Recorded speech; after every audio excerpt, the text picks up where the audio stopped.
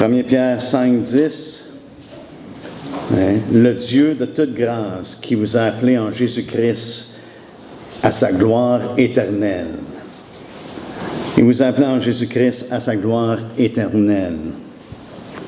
On voit dans ce passage vraiment cette grâce qui révèle la bonté et l'amour de Dieu qui a été manifesté. C'est ce que Paul mentionne à Tite.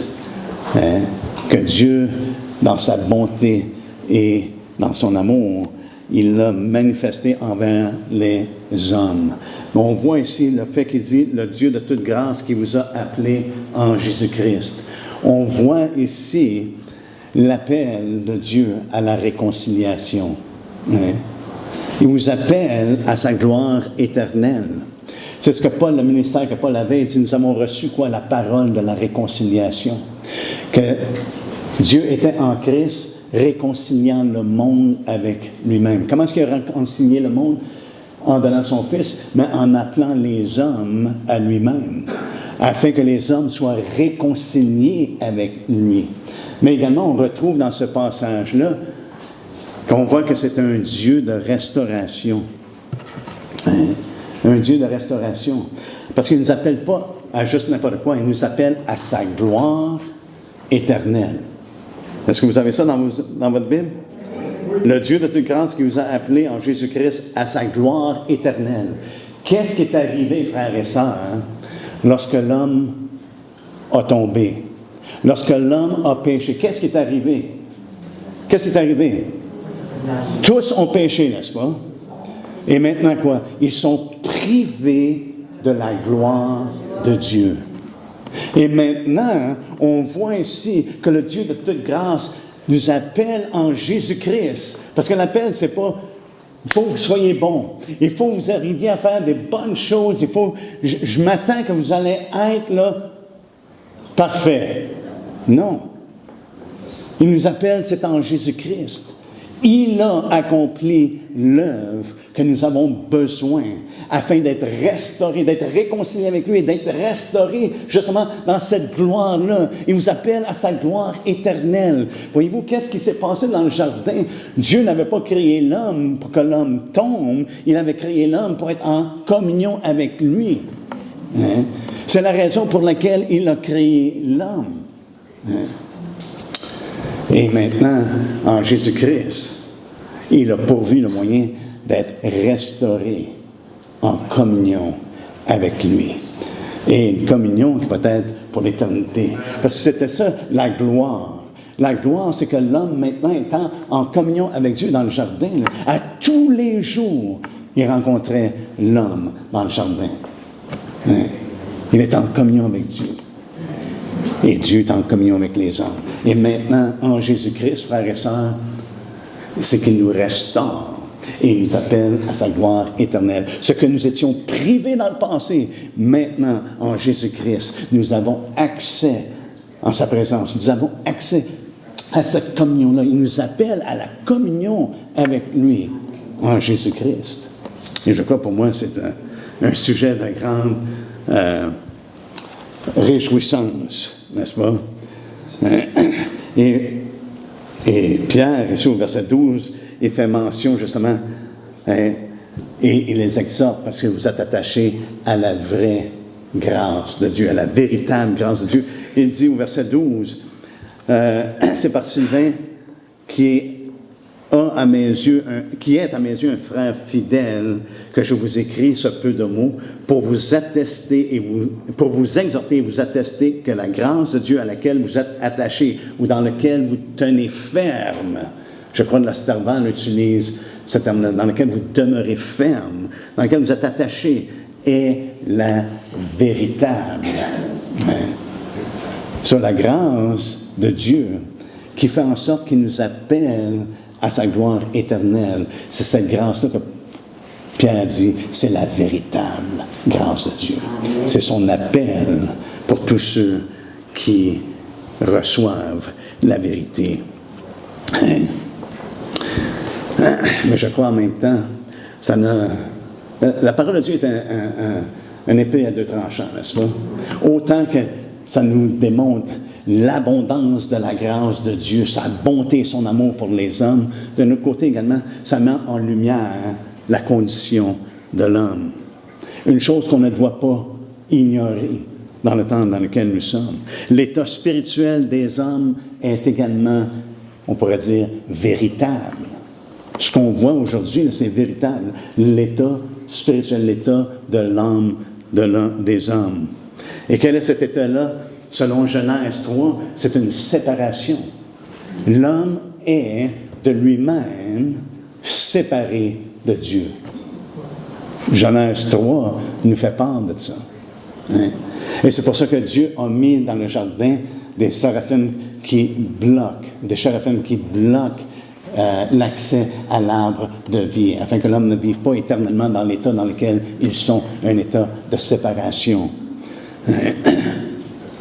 Dans Ésaïe 59, 2, ça nous dit, c'est vos crimes qui mettent une séparation entre vous et moi. Et c'est intéressant parce que dans Ésaïe 59, il parle à son propre peuple. Hein? Ceux qui confessent son nom. Mais c'est vos crimes. Voyez-vous, parce que Adam appartenait à Dieu. C'est son crime qui a mis une séparation. Hein? Et c'est la même chose, c'est comme ça dans toutes les générations. C'est vos crimes qui mettent une séparation entre vous et votre Dieu. Ce sont vos péchés qui vous cachent sa face et l'empêchent de vous écouter. Hein? Donc, l'état de l'homme, en général, et même pour ceux qui professent son nom, si on continue dans des crimes ou si on continue de vivre dans le péché, qu'est-ce que ça fait? Ça nous empêche, ou ça l'empêche de nous écouter. Hein? Ça met une séparation entre nous et Dieu.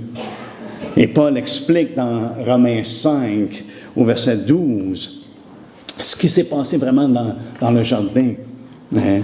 Ça nous dit, c'est pourquoi, comme par un seul homme, le péché est entré dans le monde. Lorsqu'Adam et Ève ont désobéi à Dieu, ça a été une porte ouverte pour le péché d'entrer dans le monde. Et par le péché, la mort. Et qu'ainsi la mort s'est étendue sur tous les hommes. Pourquoi? Parce que tous ont péché. Et le fait que tous ont péché, tous sont privés de la gloire de Dieu. Et ça, c'est la merveilleuse nouvelle que nous avons par l'Évangile. Hein? C'est que Jésus est mort pour ôter les péchés, afin qu'on puisse être restauré, qu'on puisse être dans cette relation-là avec lui, ce à quoi Dieu nous appelle. Hein? Notre espérance n'est pas ici-bas. On a vu ça dans une couple de semaines. Notre espérance n'est pas ici-bas. Notre espérance est dans les cieux. Notre cité, ce qu'on regarde, et l'exemple qu'on a dans Hébreux 11, ils ont regardé à la cité que Dieu est l'architecte, que Dieu bâtit. Même Jésus dit, je vais vous préparer une place. Dieu est à l'œuvre en ce moment de préparer une place jusqu'à temps qu'on entre dans la gloire, justement. Ou le jour qu'il revient dans la gloire du Père. Hein? Ça devrait être quelque chose qui nous excite de reconnaître qu'il y a un glorieux jour qui s'en vient. Mais comme j'ai mentionné, la même réalité, par contre, c'est que l'état des hommes en ce moment, c'est que les hommes sont séparés. Paul dit dans Éphésiens 2, 1, il dit, vous étiez morts par vos offenses et par vos péchés. Mais Christ nous a rendus vivants. Hein? Le monde dans lequel nous sommes, dans 1er Jean, ça nous dit de ne pas aimer le monde. Non, de ne pas aimer le monde. Pourtant, Dieu a tant aimé le monde qu'il a donné son Fils unique. Hein? Mais il nous dit de ne pas aimer le monde dans le sens le contexte de ce monde. Hein?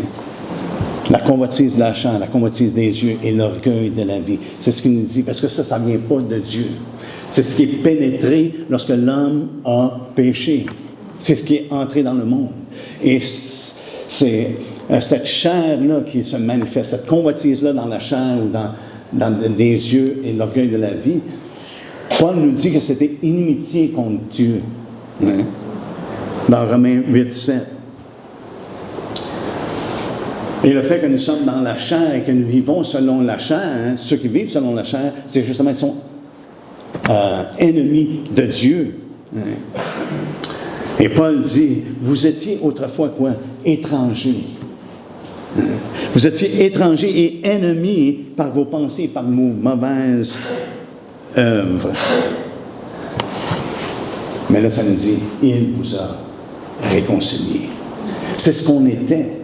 Mais voyez-vous, la grâce de Dieu qui a été manifestée nous a réconciliés avec Dieu. Tous nos péchés sont pardonnés. Tout ce qui nous empêchait de nous approcher. Et chacun de nous ici, dans un contexte ou un autre, on faisait partie de ce groupe-là, parce que tous les hommes ont péché. Nous étions tous séparés de Dieu. Et même Paul dit aux Corinthiens, il dit, c'est ce que vous étiez des débauchés, vous étiez des homosexuels, vous étiez toutes sortes de choses qui vont à l'encontre de Dieu. C'est ce que vous étiez. Et il met des cas vraiment qu'on pourrait considérer graves. Mais vous avez été lavés. Vous avez été purifiés. C'est ce que la grâce de Dieu. Frères, on a besoin de voir la grâce de Dieu pour ce qu'elle est. C'est son immense bonté qui est révélée en manifestant sa grâce envers nous. L'état de ce monde, autant que Dieu est gracieux, l'état de ce monde, c'est un état d'endurcissement. Comme Paul le dit dans Éphésiens 4, il dit, ils ont l'intelligence obscurcie, parlant des gens qui ne connaissent pas Dieu. C'est ce que vous étiez dans le passé. Mais il dit maintenant, ne marchez pas de cette manière-là. Ils ont l'intelligence obscurcie, ils sont étrangers à la vie de Dieu à cause de l'ignorance qui est en eux, à cause de l'endurcissement de leur cœur. Dieu est extrêmement gracieux, mais l'homme peut descendre dans un endurcissement au point qu'il résiste continuellement à Dieu. Lorsqu'il parle, Jacques, lorsqu'il parle aux chrétiens dans sa lettre, il dit quelque chose qui est intéressant, il dit adultère. Dans Jacques 4,4. Adultère que vous êtes, ne savez-vous pas que l'amour du monde est inimitié contre Dieu? Il donne tout un avertissement. Si notre attachement est dans ce monde, il dit que c'est inimitié contre Dieu. Et regardez ce que ça continue à dire. Il dit, celui donc qui veut être ami du monde se rend ennemi de Dieu.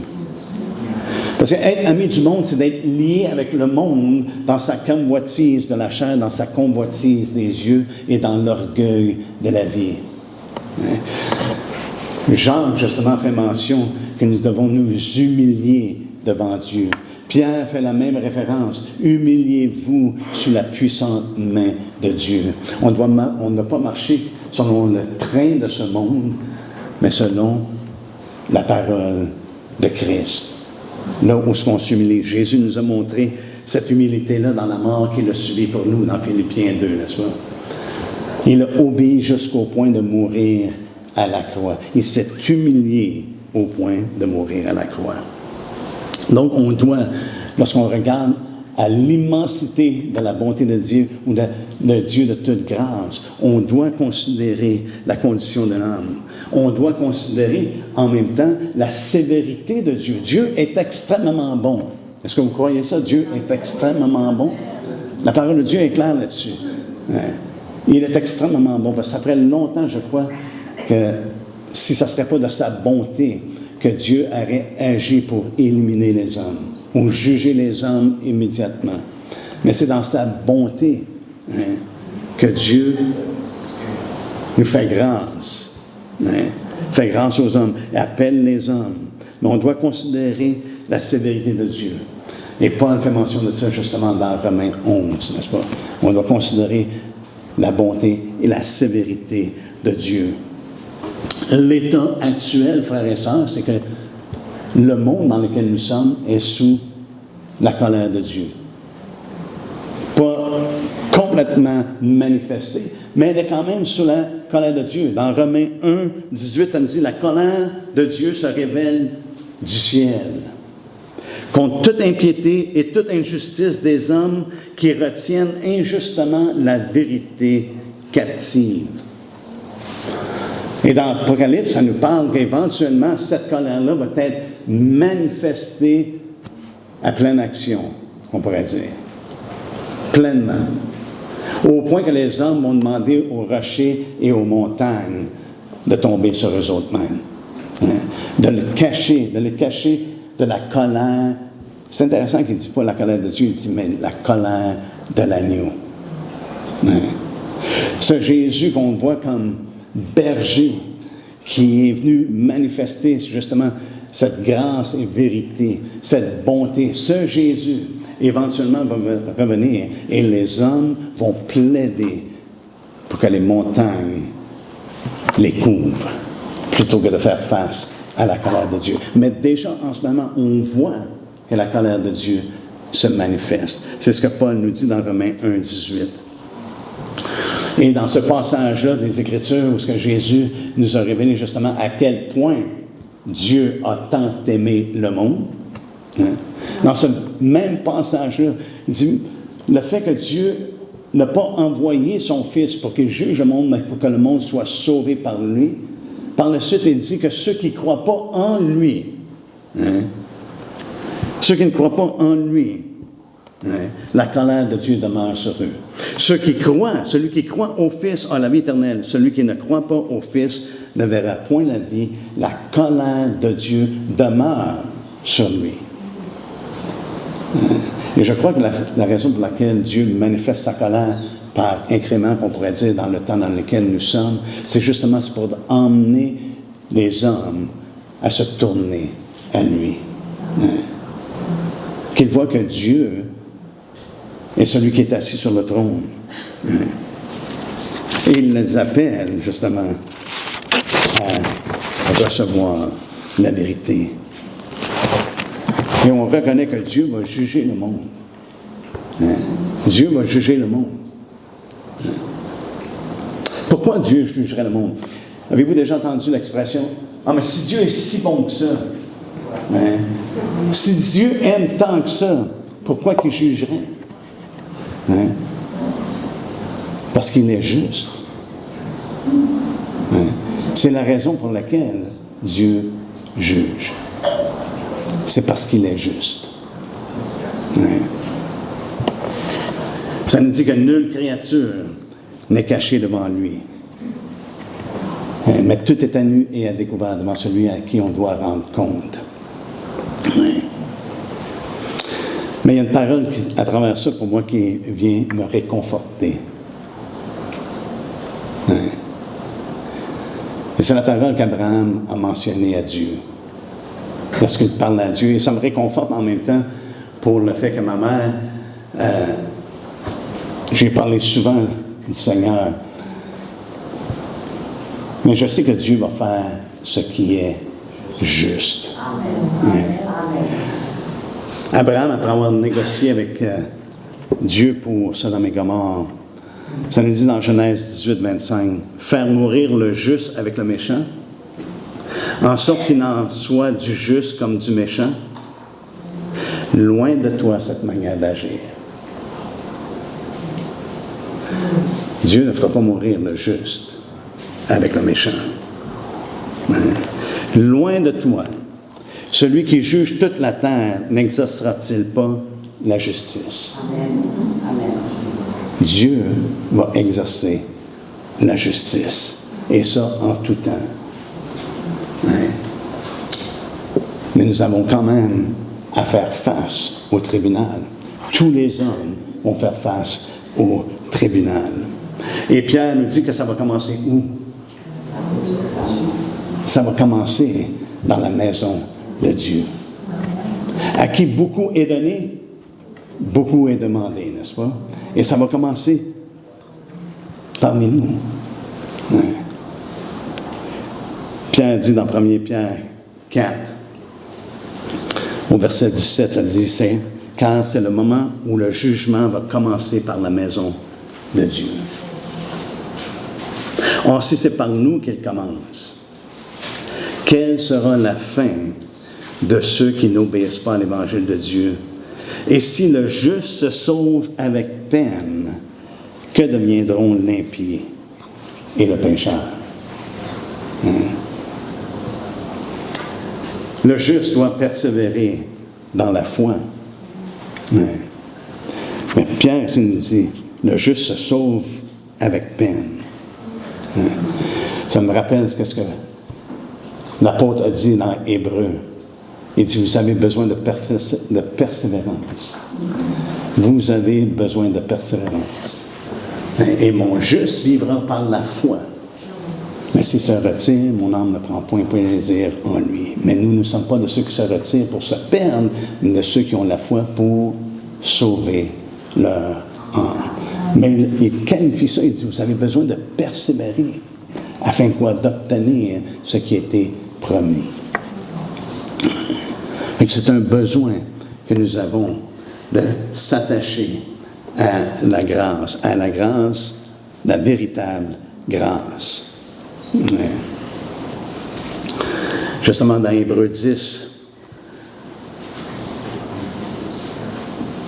ça nous dit au verset 29, de quel pire châtiment pensez-vous que sera jugé digne celui qui aura foulé aux pieds le Fils de Dieu, qui a retenu pour profane le sang de l'alliance par lequel il a été sanctifié et qui aura outragé l'Esprit de la grâce.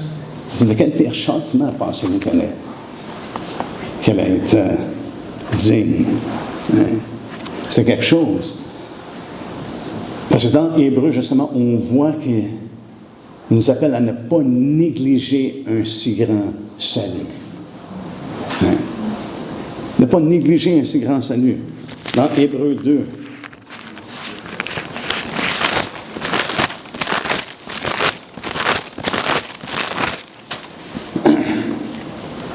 ça nous dit au verset 2, « Car si la parole annoncée par des anges a eu son effet, et si toute transgression et toute désobéissance ont reçu une juste rétribution. » Tout ce qui va se passer, frères et sœurs, ça va être juste à ce moment-là. Il n'y a personne qui va questionner si, « Ah, mais Seigneur, c'était vraiment là, pas correct. » Une juste rétribution. C'est ce que, ici, l'auteur nous fait part. Et là, il dit au verset 3, « Comment échapperons-nous en négligeant un si grand salut? Le salut annoncé d'abord par le Seigneur nous a été confirmé par ceux qui l'ont entendu. » Dieu a appuyé leur parole à travers des signes, des prodiges et divers miracles, et par les dons du Saint-Esprit distribués selon sa volonté. Donc, à travers les anges, Dieu affirme sa parole, affirme ce qu'il a mentionné. Et nous avons cette même responsabilité-là, de quoi? De ne pas négliger un si grand salut. Je crois qu'on va avoir tous à faire face justement au tribunal, autant les non-croyants que les croyants. La différence, c'est soit qu'on va faire face à ce tribunal-là, selon notre propre compte, à notre propre charge.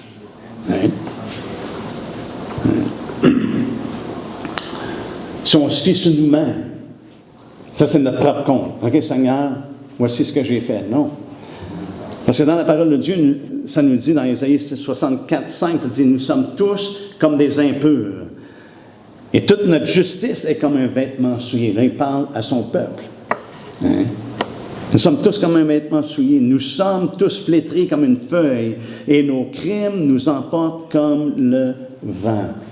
Juste auparavant, au 6e chapitre, lorsqu'il y a eu cette vision-là, Ésaïe, qu'est-ce qui s'est écrié? Il dit, « Malheur à moi, je suis un homme avec les lèvres impures, j'habite parmi les gens qui ont les lèvres impures. » Malheur à moi. Il s'est vu tel qu'il est à la splendeur de la gloire de Dieu. Il voyait son manquement. On ne veut pas, justement, aller devant Dieu avec notre propre compte. Parce que ce n'est pas nécessairement un bon compte, n'est-ce pas? Dans Galates 3:10, ça nous dit « Car tous ceux qui s'attachent aux œuvres de la loi sont sous la malédiction. Hein? Et ça, je crois, c'est extrêmement triste parce que dans le monde, en ce moment, il y a beaucoup de gens qui s'attachent à leurs propres œuvres. Et c'est basé sur un standard, peut-être qui est varié, mais il y a une connaissance générale que Dieu a mis dans la conscience de l'homme, à travers la conscience du bien et du mal. Et chacun établit sa propre justice. Hein? Mais tous ceux qui veulent être justifiés par les œuvres de la loi, soit la loi de Dieu ou la loi des hommes, sont sous la malédiction. Hein? Parce qu'il n'y a aucune loi d'homme qui va être justifiable devant lui. Hein? Je crois que la loi, en fin de compte, si on va encore dans Hébreux 7, la loi a un but. On voit dans Galates que la loi a un but particulier. Hein? C'est un pédagogue pour nous amener à Christ. Et elle nous montre également notre culpabilité. Mais ça nous dit dans Hébreux 7,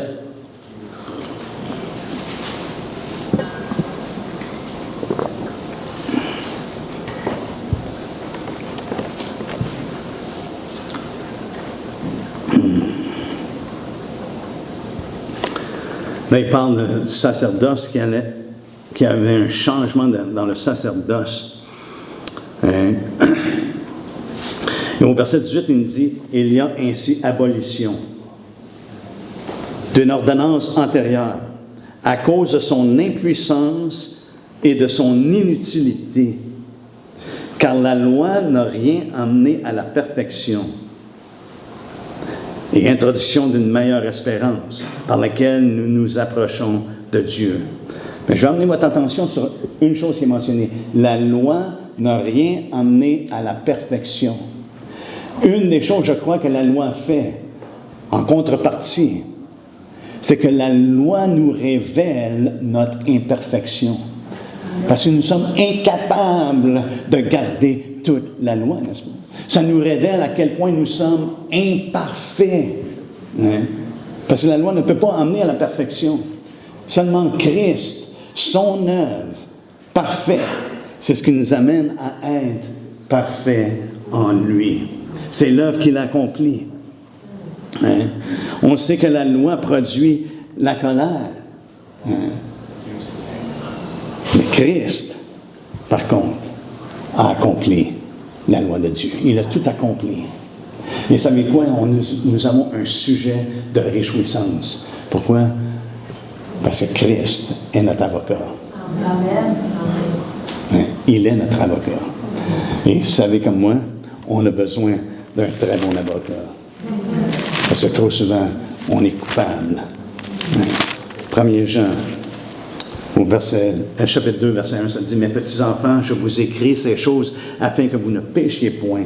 Et si quelqu'un a péché, nous avons un avocat auprès du Père, Jésus-Christ, le juste. » C'est lui qui est juste. C'est lui qui nous perfectionne. C'est dans son œuvre parfaite que nous nous appuyons, que nous nous reposons. C'est pour ça qu'on est invité de rentrer dans le repos de Dieu. Hein? Il est lui-même une victime expiatoire pour nos péchés, et non seulement pour les nôtres, mais aussi pour ceux du monde entier. C'est là qu'on voit la grâce de Dieu et l'immensité de sa bonté et de son amour. C'est pour ça que Paul a encouragé Tite. Il dit, lorsque la bonté de Dieu et l'amour de Dieu a été manifesté, il nous a sauvés. Hein? Non par nos œuvres, mais par sa grâce, par sa miséricorde. Alléluia. C'est qu'on voit ici le Dieu de toute grâce fait en sorte qu'on puisse réaliser la nécessité de sa grâce. Nous avons besoin de la grâce de Dieu. On ne peut pas, par nous-mêmes, faire ce qui plaît à Dieu. Ce qui lui plaît, c'est la foi, n'est-ce pas? Il n'y a rien d'autre qui est agréable à Dieu. Je lisais justement ce matin à propos d'Enoch. Hein? Quel beau témoignage d'Enoch. Et là, un excellent témoignage. Allez avec moi dans Hébreux 11. Je disais ça ce matin. Et j'ai marqué, wow! Glorieux témoignage. Dans Hébreux 11, ça nous dit, au verset 5, c'est par la foi qu'Enoch fut enlevé pour qu'il ne voie point la mort.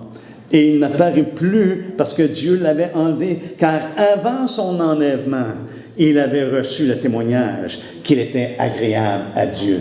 Or, sans la foi, il est impossible de lui être agréable, car il faut que celui qui s'approche de Dieu croit que Dieu existe et qu'il est le rémunérateur de ceux qui le cherchent. Le témoignage de Job, c'est qu'il avait la foi en Dieu. Et c'est ce qui l'a rendu agréable aux yeux de Dieu. Et savez-vous quoi? C'est la même chose pour nous. Ce qui nous rend agréable à Dieu, ce n'est pas notre performance. Ce qui nous rend agréable à Dieu, ce n'est pas tout ce qu'on peut faire ou tout ce qu'on peut accomplir, tout ce qu'on peut donner. Non, ce qui nous rend agréable à Dieu, c'est notre foi en lui. C'est ce qui nous rend agréable à Dieu. Et maintenant, cette foi-là nous mène justement à marcher dans ses voies. Avez-vous remarqué votre désir a complètement changé lorsque vous êtes venu à Christ? Hein? Si, comme moi, avant ça, vous ne vous préoccupiez pas de ce que Dieu pense, qu'est-ce que Dieu pensait, ça n'avait rien à voir dans la balance, n'est-ce pas?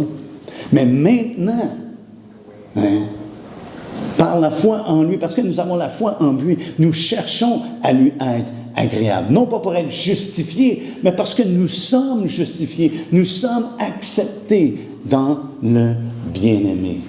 Et c'est la raison pour laquelle maintenant, je m'efforce, Paul il dit ça aux Corinthiens, il dit de s'efforcer de lui être agréable.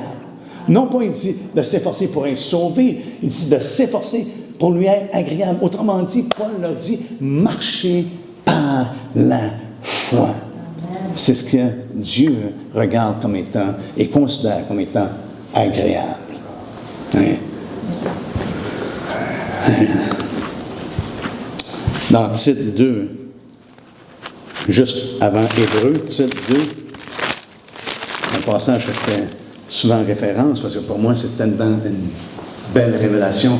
Ça nous dit car la grâce de Dieu, au verset 11. Car la grâce de Dieu, il est le Dieu de toute grâce. C'est la grâce à laquelle nous sommes attachés, cette grâce-là qui est véritable. Et regardez la vérité. Car la grâce de Dieu, source de salut pour tous les hommes. Paul a dit à Timothée, dit, Dieu veut que tous les hommes soient sauvés et parviennent à la connaissance de la vérité. Et cette vérité-là, c'est qu'il est le Dieu de toute grâce.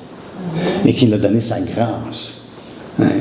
Cette grâce-là, source de salut pour tous les hommes, a été manifestée. Elle nous enseigne à renoncer à l'impiété. Là, voyez-vous, lorsqu'on marche par la foi, on veut lui être agréable. Et qu'est-ce qu'on reçoit de la grâce de Dieu? Parce que là, ça nous dit c'est la grâce de Dieu même qui nous enseigne. N'est-ce pas? Ça nous enseigne à renoncer à l'impiété et aux convoitises mondaines et à vivre dans le siècle présent selon la sagesse, la justice et la piété en attendant la bienheureuse espérance. Ça fait combien de temps qu'on marche de cette façon-là? Jusqu'à temps que le Seigneur revienne. Amen. Hein? Ou qu'on y aille leur rejoindre auparavant. Hein? Alléluia. On achève. Acte 20.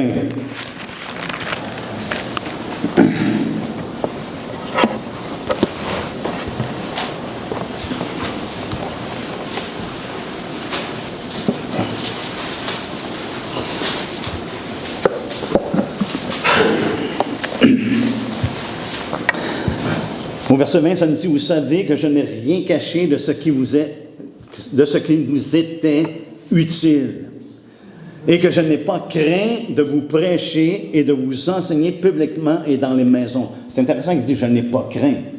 Hein? Parce que par moment, des fois, ce n'est pas toujours bien reçu. Et avec le temps, une personne peut développer un peu de crainte.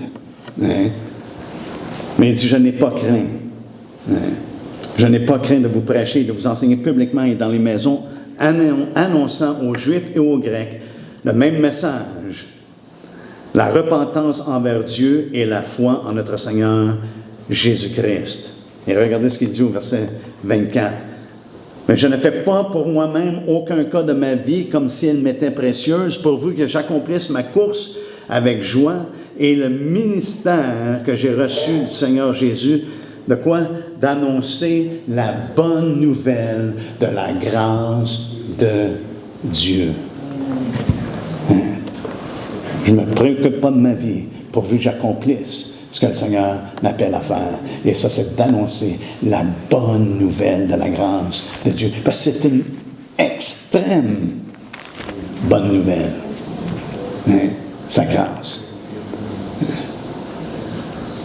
Sa grâce par laquelle il nous sauve. Donc, on voit que la foi en Jésus, c'est quand par la foi en lui, la justice de Dieu nous est attribuée. Par la foi en lui, lorsque nous mettons notre foi en lui, lorsqu'on reçoit justement la parole de vérité, qu'est-ce qu'on fait? C'est qu'on accepte ou on reçoit l'amour de Dieu versus la colère de Dieu, qui est maintenant manifestée et qui est encore à venir. Il va y avoir un temps où la colère de Dieu va être pleinement manifestée. Dans Romains 5, versets 9 et 10, ça nous dit « À plus forte raison, donc, maintenant que nous sommes justifiés par son sang, serons-nous sauvés par lui de la colère.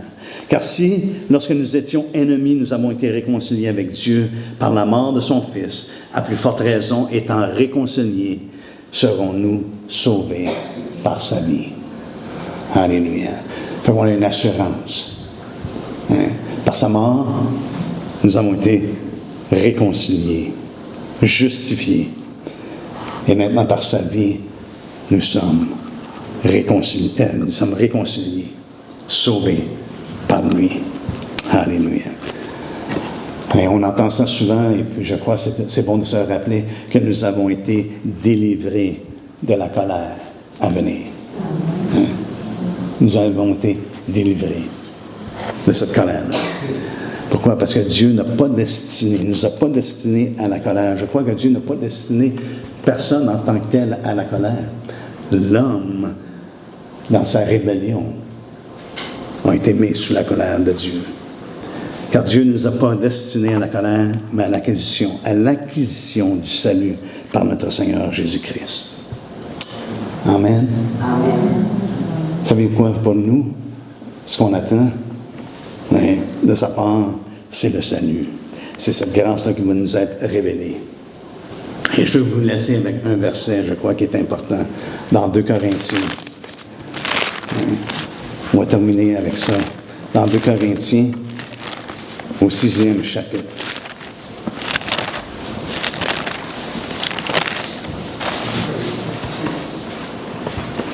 On dirait plus j'avance dans le Seigneur, plus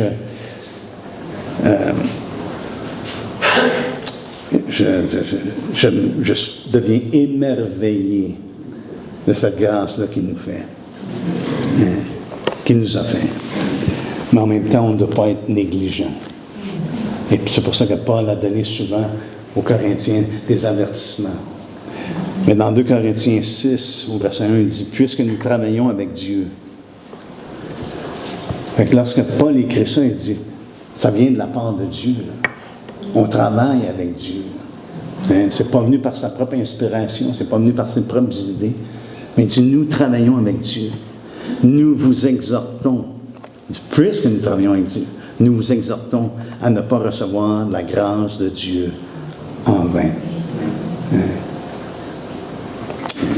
Ne pas recevoir la grâce de Dieu en vain. Alléluia. Est-ce qu'on peut se lever ensemble, s'il vous plaît? On veut rester, comme Pierre le dit, nous voulons rester attachés à la grâce de Dieu. Cette grâce-là qui est la véritable. On veut demeurer ferme dans cette grâce. Alléluia. Père, on veut te remercier encore une fois pour ta parole. On te remercie, Seigneur.